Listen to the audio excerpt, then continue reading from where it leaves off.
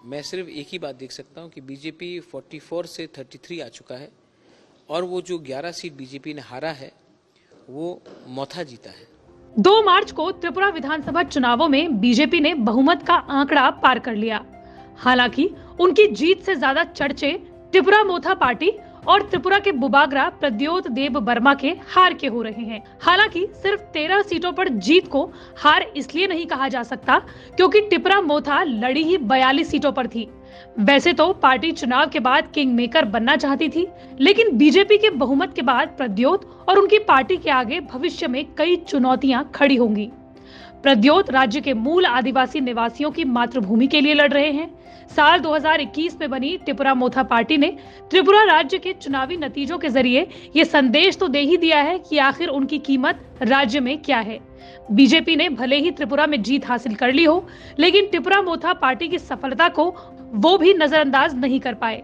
त्रिपुरा में 32 सीटों पर जीत दर्ज कर बहुमत के जादुई आंकड़े को पार करने के बाद बीजेपी त्रिपुरा मोथा की सारी शर्तें मानने को तैयार है, बस त्रिपुरा लैंड यानी आदिवासियों के लिए अलग राज्य की मांग को छोड़कर। हालांकि बीजेपी के ऑफर के बाद प्रद्योत ने अलग अलग मीडिया चैनल्स और पत्रकारों से बात की और उनके मन में क्या चल रहा है उसे भी जाहिर कर दिया।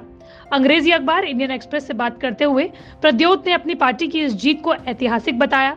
साथ ही उन्होंने कहा कि 2 साल पुरानी पार्टी को 13 सीटों पर वो भी आदिवासी इलाकों में जीत मिलना बताता है कि राज्य में आदिवासियों की मांग को नहीं सुना जा रहा था। बीजेपी से गठबंधन करने पर प्रद्योत, जो त्रिपुरा मोथा पार्टी बनाने से पहले कांग्रेस नेता थे, ने कहा कि मौजूदा वक्त में ना तो हम बीजेपी के साथ जाएंगे और ना ही लेफ्ट कांग्रेस के साथ। जो पार्टी आदिवासियों के सशक्तिकरण के लिए संवैधानिक समाधान लेकर आएगी, पार्टी उसी के साथ गठबंधन करने की सोचेगी। वहीं बीजेपी के ऑफर पर प्रद्योत ने कहा कि अगर पार्टी वाकई आदिवासियों के विकास के लिए सोच रही है तो बात की जा सकती है, हम उनके न्योते का इंतजार करेंगे। हमारे एडीसी के एरियाज, हमारे एजुकेशन का सिस्टम, हमारे लैंड होल्डिंग पैटर्न्स, हमारा एक कॉन्स्टिट्यूशनल सोल्यूशन हमें चाहिए और उस विषय में हम जरूर बात करेंगे। बता दें कि त्रिपुरा विधानसभा चुनाव प्रचार के दौरान प्रद्योत की तबीयत बहुत खराब थी, जिसके उपचार के लिए वो जल्द ही राज्य से बाहर जा सकते हैं। वहीं प्रद्योत अपने पुराने बयानों में कह चुके हैं कि चुनावों के बाद वो शादी करेंगे, जिस पर अब उन्होंने कहा है कि हाँ, शादी की सारी तैयारियां हो चुकी हैं और वो जल्द ही शादी के बंधन में बंधने वाले हैं। त्रिपुरा की राजनीति में नया मंच सजाने वाले प्रद्योत ने युवा कांग्रेस से राजनीति की शुरुआत की। वो त्रिपुरा के 185वें महाराजा कीर्ति बिक्रम किशोर देव वर्मा के इकलौते बेटे हैं।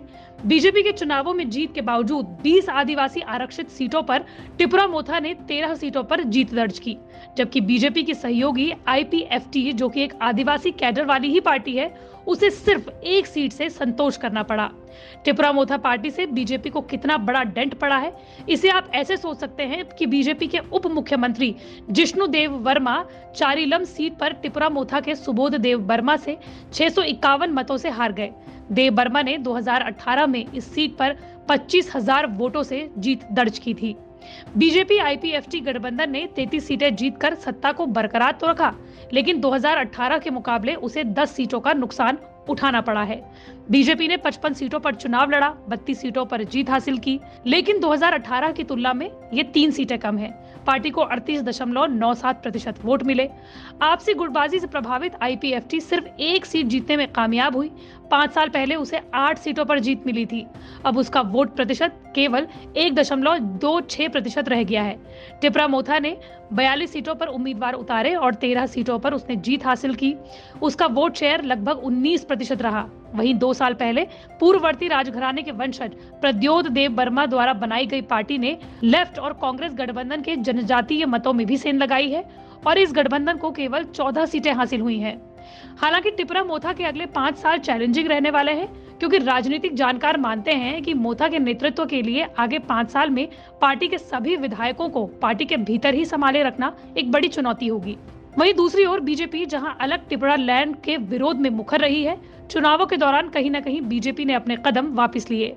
त्रिपुरा में बड़े पैमाने पर बीजेपी के लिए प्रचार करने वाले असम के सीएम हेमंत बिस्वा शर्मा ने भी डैमेज कंट्रोल करने की कोशिश करते हुए कहा था कि बीजेपी त्रिपुरा की आदिवासी आबादी के लिए कुछ भी करने को तैयार है। वो राजाओं के द्वारा बनाए गए राज्य को कभी विभाजित नहीं करेगी।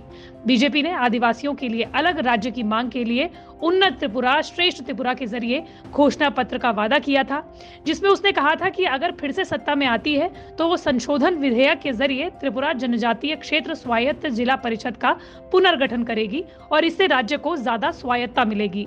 हालांकि आने वाले 5 साल सभी पार्टियों के लिए चुनौतीपूर्ण रहने वाले हैं। आपको क्या लगता है, हमें कमेंट बॉक्स पर जरूर बताएं।